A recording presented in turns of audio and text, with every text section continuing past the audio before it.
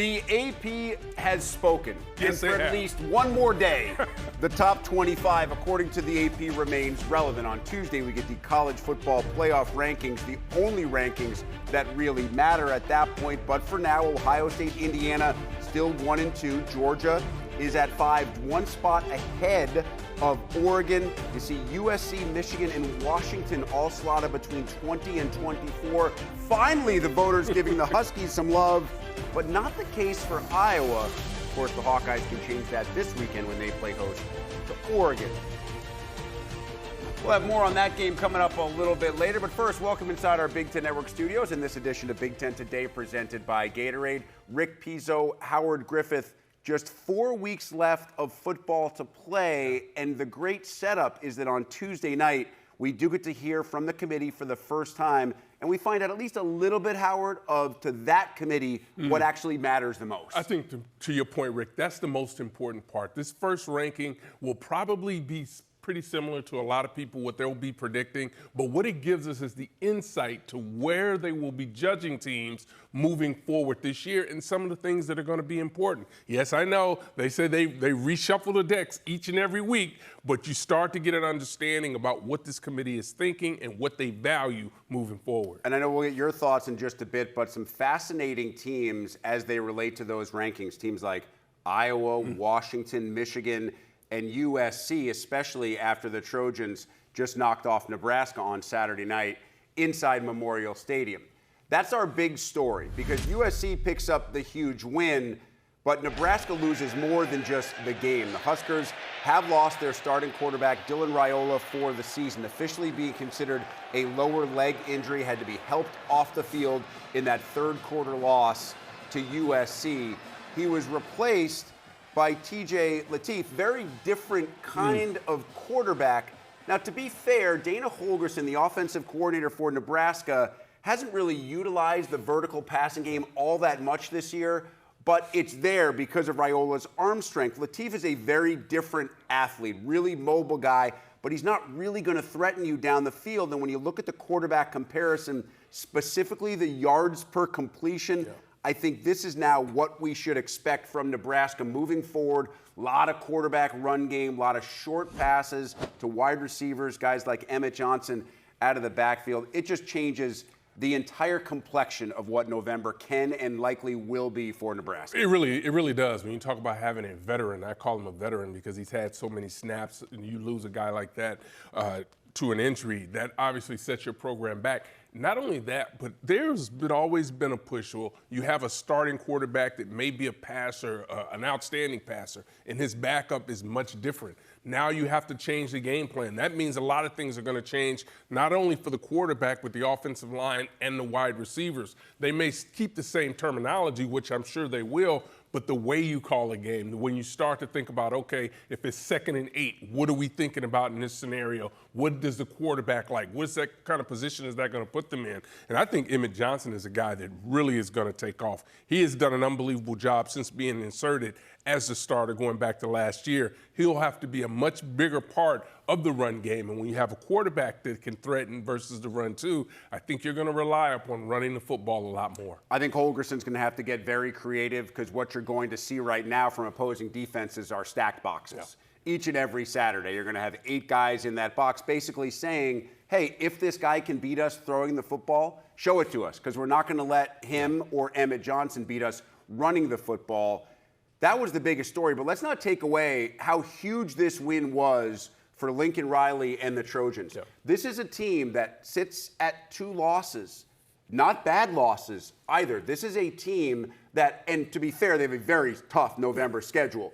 But if they find their way through that November schedule, like they found a way on Saturday night, we're talking about a very different end of the season for USC than we did last year. You think about this USC team, in the games that they play really well, they run the football, they control the line of scrimmage, do a tremendous job at that.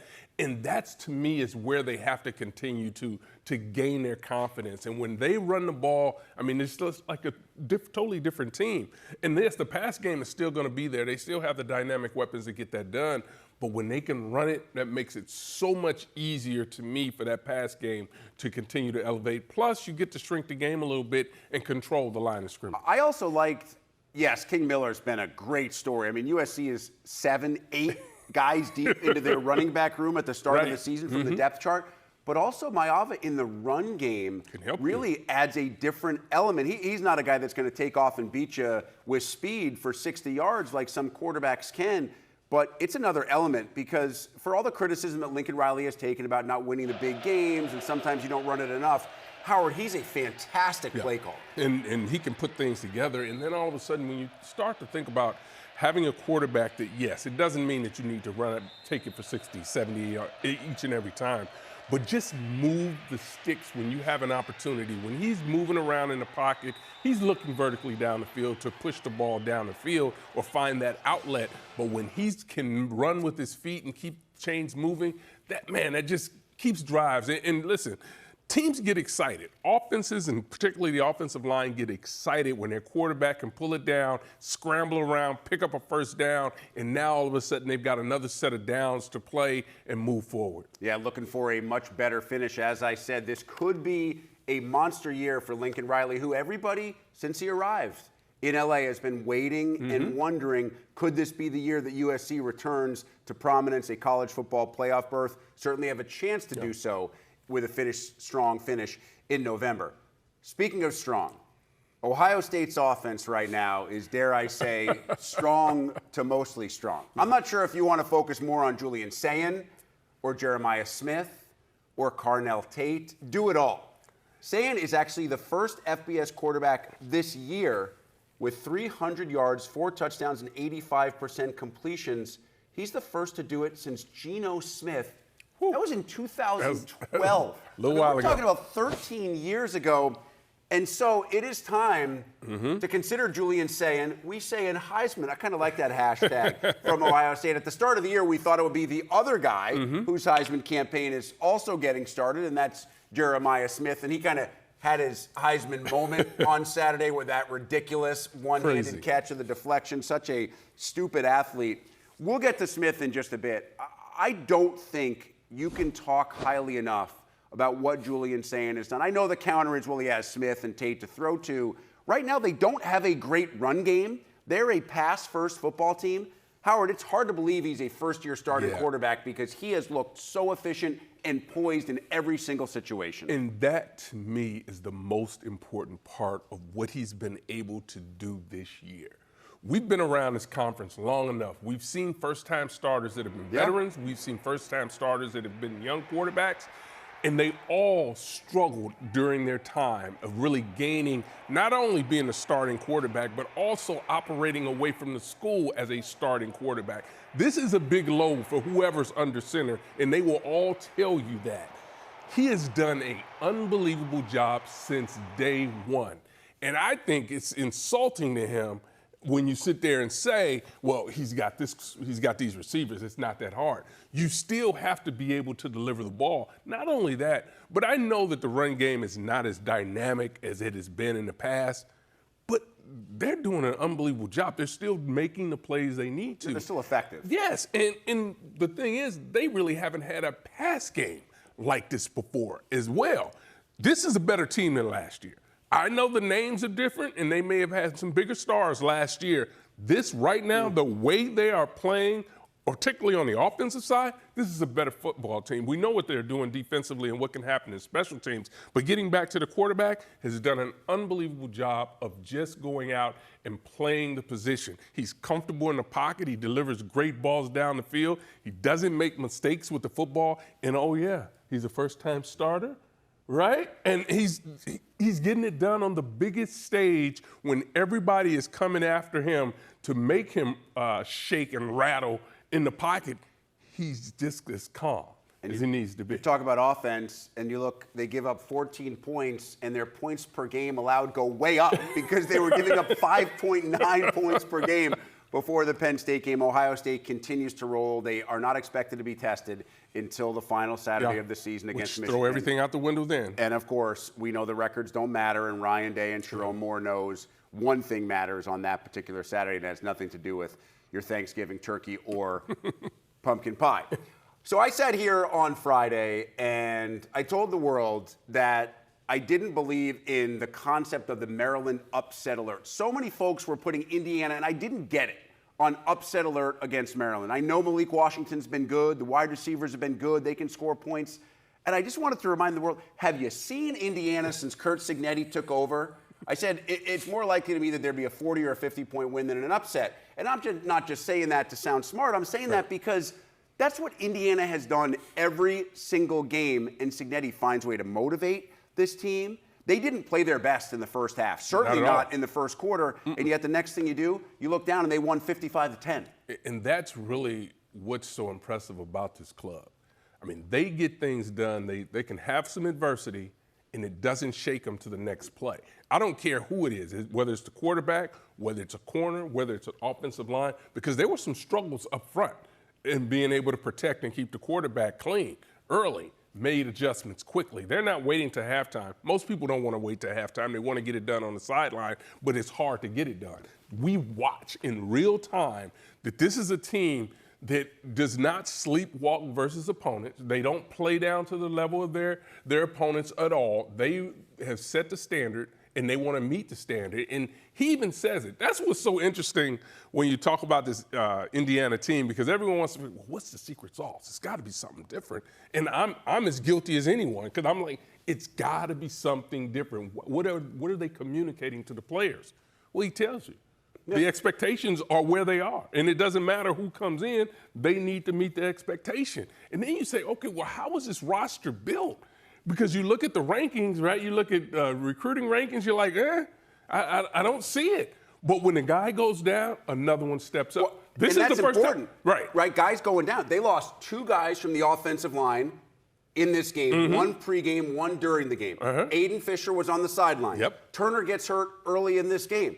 There were no excuses. They're like, next guy up. I don't care if you played at James Madison or Elon, you get in there and you play the style of football and the quality of football that we've basically been playing since the day that Sig stepped foot in Bloomington. And that's why this is so impressive. And that's why when you say upset alert, you were absolutely right. This isn't a team that falls. I don't think they're ever going to be on upset alert.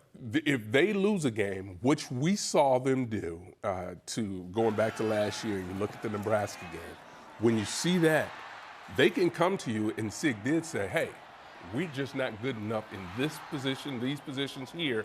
We need to address it. And they do it. And they take the football away, get points. It's still, for 2 years running, it's the greatest story in college athletics, I truly believe. And when you look at Indiana's remaining schedule, now I talked earlier in the segment about how hard USC's was. I don't want to say easy, but you're playing against team after team after team that doesn't have a win yet in the Big Ten. So, I mean, Indiana is clearly expected to be 12-0, and most importantly, you get to 12-0 and you go to the Big Ten championship game, of course it matters. Yes. You're likely playing Ohio State. Of course it matters, but you're going to get a bye.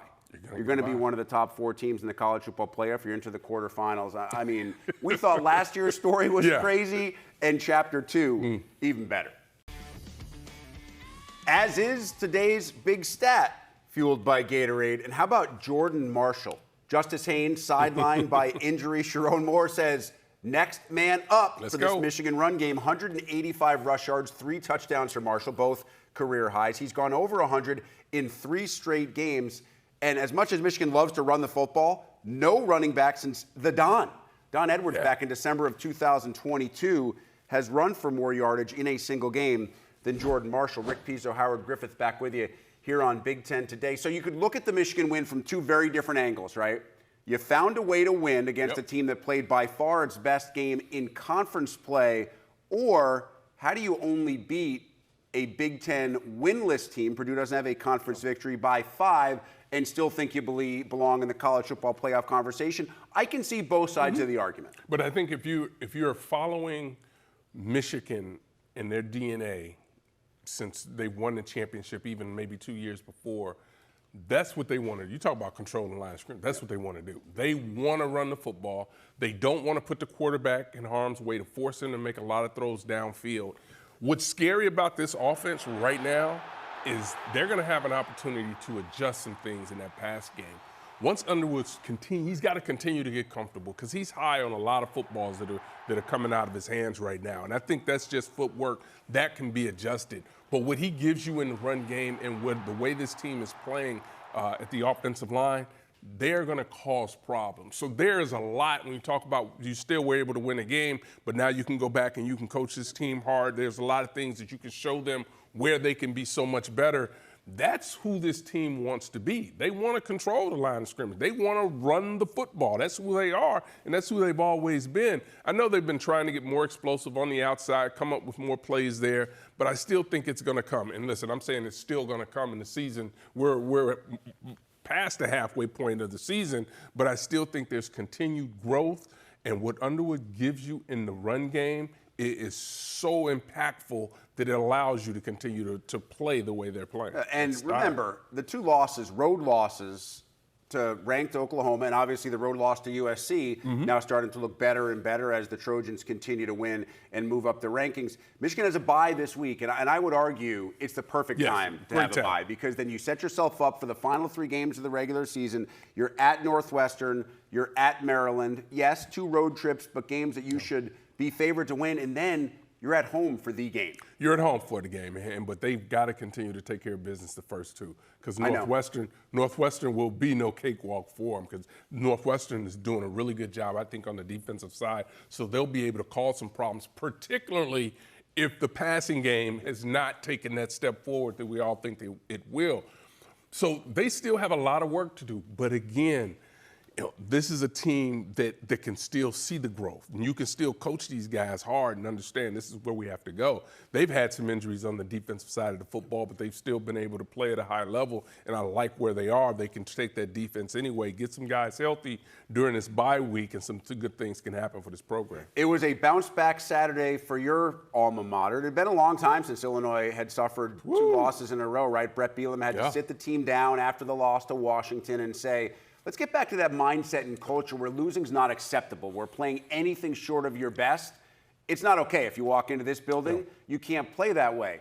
It was the perfect setup for them. You're playing against a Rutgers team that right now is searching and not finding any answers defensively, and Luke Altmaier and the rest of this offense took advantage. Yeah, and Luke did an unbelievable job. He's really been good. When they're able to protect him and he's comfortable in the pocket, Clement really stepped up, I thought, and played that catch really was well. Ridiculous, by the way, in the end zone. And I think if he can continue to elevate his play as the rest of the season moves forward, that's really going to help this program because I think one of the things that they've been losing or been lacking is that number 2 to step up and take care of things. And this is an outstanding football team. The way they bounce back after the loss is outstanding. So they just need to continue to stay the course. And listen, it's still, I know you want to go to the CFP. That stuff is still out there. It's out of your hands right now. But just take care of your business and let the chips fall where they may, and you still end up in a great bowl game, I'm sure. All you can do is win. And remember, Illinois, now they're bowl eligible again. Back-to-back seasons, first time since 2010, 2011. Howard, if you win out, you have 10 wins. That would be back-to-back 10-win seasons. That's actually never happened in program history. Never happened. And I think sometimes, fans get spoiled about the chance of going to the playoffs, and the expectations are high, and I get all of that. But there are things that this program hasn't done, right? And you think about, we're this great football tradition. Well, you've had spurts, right? So if you can continue to build, and I think that's one of the most important parts. And looking on the fringe, when you start to think about recruiting in the state of Illinois is really going to be hot for 26 and 27. A lot of elite players in this state where Illinois won't have to go outside the borders to get difference makers to come to the program. So putting 10 wins together will be impactful to those recruits to see, hey, they've got things rolling. You can talk about things are rolling all the time, but to actually be able to say, hey, we put 10 wins together twice. And now we're going to an outstanding bowl game, and we've got things settled. This is who we think we are moving forward. And you can never say never about the playoff. I think you make a great point. Like, it's out of your hands. Is it likely that a 3-loss team gets in? Probably not. Right. But you could make the argument if you're Illinois that your 2 losses out of those 3 are the numbers 1 and 2 teams in the country, and your other one was on the road to a team that's inside the top 25. That'll all have to play itself out over the final month of the season. Speaking of playing itself out, how about the wild finish between Michigan State and Minnesota. This game started so slow. The first half was all about defense, and nobody could get anything going. Femi Ijiboy, the only touchdown for the entire first half. And then Michigan State comes out, and I give Jonathan Smith a ton of credit because he didn't just look at the fact that Michigan State wasn't scoring any points. He looked at the starter, Alessio Milivojevic, who had replaced Aiden Childs, and said, when we give you time, you're doing great. He comes out, he throws a touchdown pass to start the second half, and the next thing you know, we got a ball game. That was a rhythm. And you're right. You have to give him a lot of credit because he brought Aiden Childs with him to be his starting quarterback. And I know it's always a tough situation to say, hey, I think maybe you need to look from the sidelines for a little bit. We need to make a change, maybe get a jump start to this offense. And wow. Yep. Did he get the jump start? And I think you got to stay that way now. Yeah, I think he got the jump start that he was looking for. I thought it was an outstanding game by Michigan State putting things together. But how about Minnesota? And I said this Saturday, and I said this probably, I think if PJ, when he has an opportunity to look back at this, that this is going to be a rewarding season as far as coaching is concerned because it's so different than the way his teams were built and developed and won in previous years. They've had to do things a lot differently this year where a team that could come out and score all kinds of points, run the football, well, we need to throw it a little bit now. And then you have to change throughout the year. Really done a good job of getting these guys motivated. Defensively, I thought they played really well the first half. Some changes were made and getting after the quarterback. But it's just, to me, it's fun to watch teams like this who can win different ways. And then at the end of the day, regardless of what the calls were, they found a way to win the football game and put themselves in position. Listen, that's what PJ Fleck's teams have done. They're doing this without Darius Taylor. They're doing this with a first-year starting quarterback. Lemeki Brockton's a very good wide receiver. I don't know that I'd say they have an elite-style wide receiver. And there were questions heading into this year about defense. Danny Collins takes over. This is the third game this year. This is a crazy number. Third time this year, they've had 7 or more sacks in a game. And in one of those games, they had 9. Yeah. Those are video game defensive numbers. And you think about this defensive line and the way they play. You're not going to, if you end up in a one-on-one situation, particularly if you're an interior tackle, you're expected to win that battle. You have to be able to win it because you should be a much better athlete than the center that you're going against. And if they're the team that they can block you one-on-one, that ain't working out so well for opposition. And the matchups that they're able to take advantage of, and they're bringing guys from so many different positions that it's really difficult for an offensive lineman and the backs and tight ends to say, okay, we know who's coming. And all it takes is a split second, and then they're buying. Now you're on the hip, and you're grabbing, and you're getting a holding penalty. So it's fun. This is a fun defense to watch. It's really been fun and rewarding to watch them win differently. I know it's not pretty all the time, but sometimes this is what you get, and this is what you have to deal with and understand the type of team you have. Hey, man, based on what we've seen in college football and in the Big Ten, every victory is beautiful to the head coach whose team leaves with a victory, as PJ Fleck did with that 23-20 win over Michigan State. And we are thrilled for the first, but hopefully not the last time, to be joined by my good friend, Big Ten Network basketball analyst Sean Morris, who will be on the call for that Maryland game tonight. Hey, Shawnee, before we get into the Buzz Williams era starting in College Park, I want to look at the Big Ten and college basketball as a whole. The league has 6 teams in the preseason AP Top 25. Now, you and I both know those rankings are not worth the paper that they're printed on. So as you actually look at some of the bigger picture stories in the league and across the country, what stands out to you? Well, there's that old saying, Rick, that the only thing that's constant is change. And I think college basketball really encompasses that statement to be sure. You take a look around, whether it's the 6 teams that are in the top 25 or really any of the 365 teams that are going to be playing Division I basketball, be they in transition or not. The one thing they have in common is that very few return more than a couple players. You have leagues that the MEAC, which we'll talk about Coppin State a little bit, they only have 5 starters that played more than 20 minutes returning for the whole league. So you're going to have new rosters across the board, whether it be at the Big Ten level, those schools that are in the top 25 or up and down the conference. That certainly has changed. And then how teams are be able to put together the fact now that they've had some exhibition games where they're truly exhibition games against quality opponents. They have a better opportunity to kind of see where they are. But it's really like Christmas in many ways. No one's going to really know what they have until opening night, and they see who's healthy, who's ready to go, and who's going to fill the role that they brought him in for. Because some of these guys, Rick, they haven't gotten to campus until June or July, so they've had to incorporate themselves pretty quickly. So I think some of the early part, just like in football, sometimes the defense may be a little bit ahead of the offense here. A lot of research for guys like you. You mentioned Coppin State. That is who Maryland will face in the first game of the Buzz Williams era. Buzz also had to go to the transfer portal because the Terps, as expected with a coaching change, had a ton of departures as well. He has been, shall we say, well-traveled throughout the course of his career. But, Sean, no matter where Buzz has gone, he has won. What do you expect to see from this program, at least in year one? I think trying to set the foundation, because your point that you make is an excellent one. He's won at every level. At the highest level, he won at Marquette in the Big East. He went to Virginia Tech, which was kind of a surprising move that he went there. And it's in a program that was kind of on the fence at Virginia Tech. He got them to the NCAA tournament 3 consecutive years, which is something they hadn't done.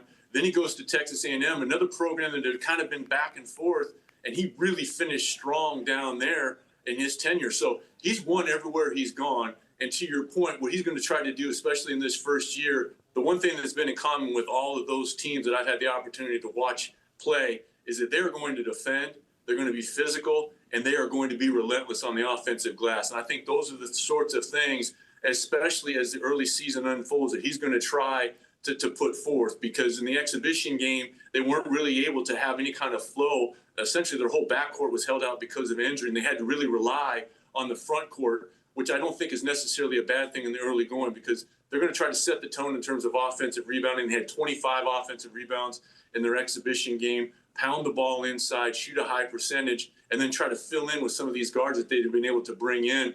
You know, some of them are going to be familiar to people in the Big Ten. One of the guys that's going to probably see a lot of times, if he's healthy tonight, is Miles Rice, who started at Washington State and then played last year at Indiana.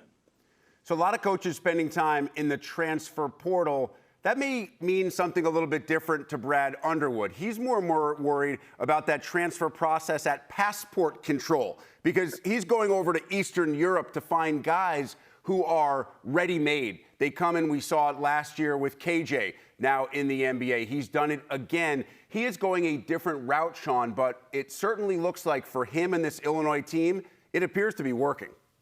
It certainly is, and they've made a concerted effort. This is something they put in place for a while. When I was on campus last year and had a couple of Illinois games, he told me that a couple of his assistants, Jeff Alexander and Orlando Ortigua, were over in Europe at least once a month. Sometimes both of them were over there, kind of scouring and figuring out what it is they want to do. And they've made a big-time commitment to go over there and recruit. Now, it's a different world over there in many ways, basketball being one. You know, it's not affiliated with schools. You know, they go to school and then they're part of an athletic club. So there's not an AAU culture. There's a lot of things that I think that they find appealing in being able to bring in guys that may have a little bit more fundamentally sound. A lot of these guys have played, quite frankly, at somewhat of a professional level. So the pressure's not going to hurt them, and they've had results. Tomislav Isavic last year was, I think, their best player, and that's with 2 guys that went to the NBA. You know, Will Riley went to the NBA, Jakob Jonas went to the NBA, and both deservedly so.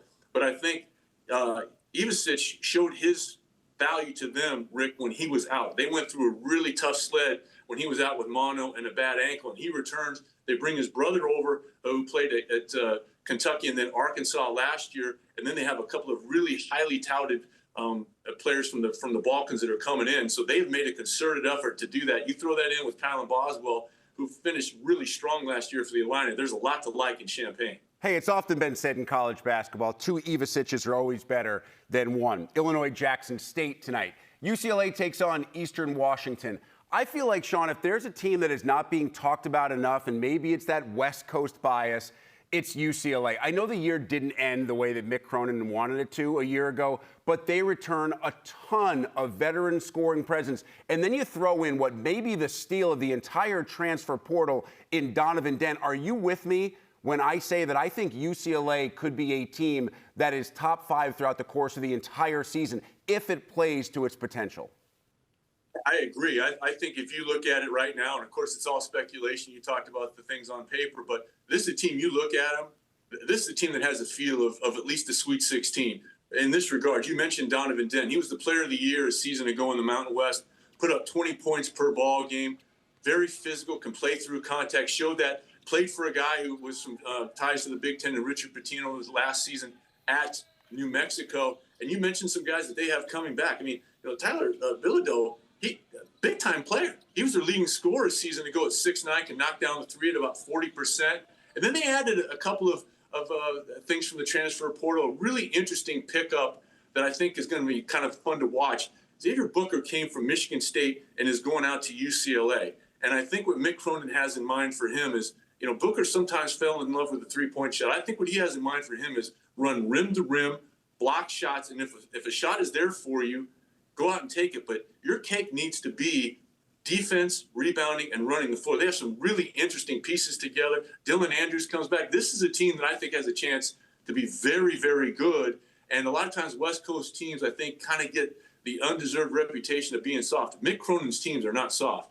They're going to guard you. They're going to come after you. They're going to rebound the ball. And they have a variety of offensive weapons, Donovan Dent being the most recent addition. So Maryland, Illinois, UCLA, all on the Big Ten Network Monday night. Other teams in action include Michigan. Now, this will look like a very different roster because both of those seven-footers, Vlad Golden, Danny Wolf, out of eligibility. But Dusty May welcomed a Big Ten to Big Ten transfer in another big guy to try to fill that hole. And Yaxa Lendenborg comes in, and there is so much talk about what this young man can do in Ann Arbor. What should we expect from Lendenborg? What do you expect from Michigan as Dusty May tries to run it back? Well, Lendenborg, I think, he was kind of going back and forth where he averaged a double-double at UAB a season ago and was just fantastic in doing so. Very efficient around the rim, blocked shots, ran the floor, did all the things that you would want. And he was seriously considering, and rightfully so, going into the NBA. And I think he took a look at what Dusty May was able to do with Danny Wolf. And he said, you know what? I might like a little bit more of that because I have a chance to develop a little bit more. We have a chance to win. With NIL, you're not going to be poor. You're not going to have to be eating romaine every night. And so he has a chance to develop and play with another big guy who's going to kind of fill the role that Vlad Golden did a season ago. They're going to go with the two bigs. They have the transfer coming over from UCLA, who I think is going to be a really nice addition. But another guy that they added, who I loved, he was one of my favorite players in the conference a season ago, Morez Johnson Jr. Now, this guy has an engine. He better be oiled up, man, because that engine is going full throttle every time he steps on the floor. He averaged a little bit under 7 rebounds per ball game and only played about 17 minutes a game. So him coming over there, they're going to have a lot of interesting pieces along that front line that they can mess around with.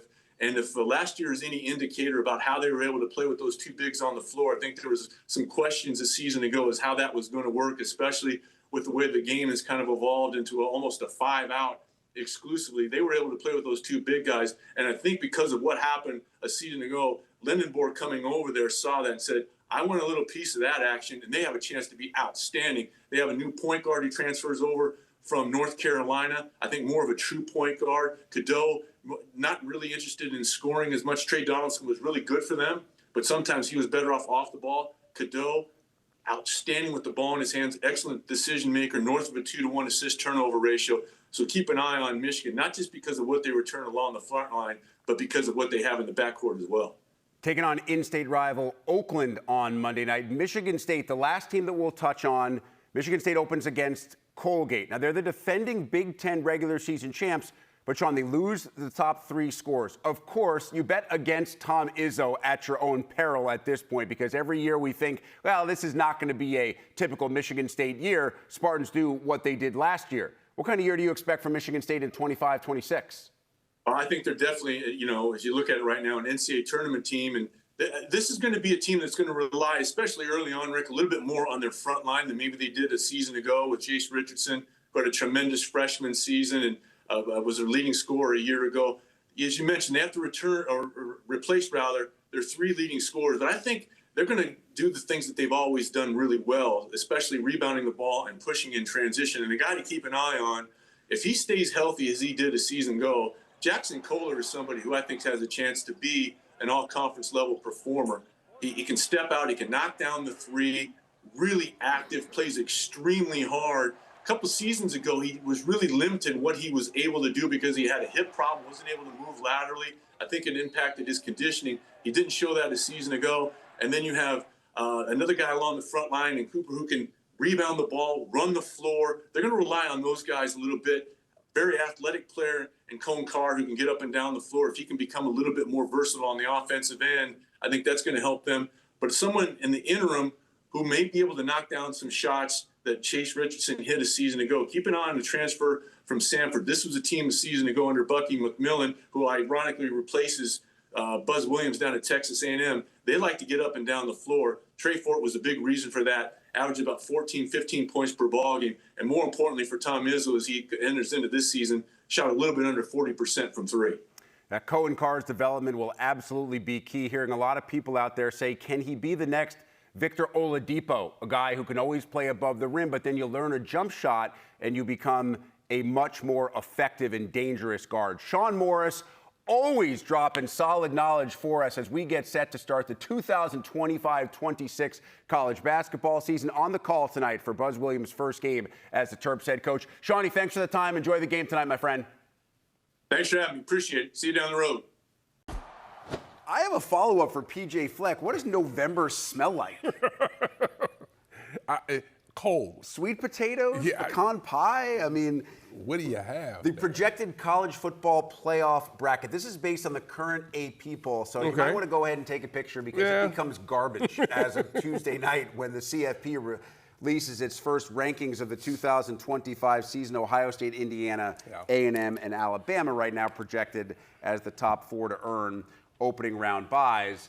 And let's be honest, when those rankings are released, we know Ohio State's going to be number one. We know Indiana is going to be number two. The question is, does Oregon fall 5, 6, 7? They will be somewhere in that range. Yeah, I think without a doubt, Oregon will be in the range to be in striking distance, right? So, and I think ultimately that's where you want to be. And when you start talking about what you're getting done now in November, you don't want to have any missteps.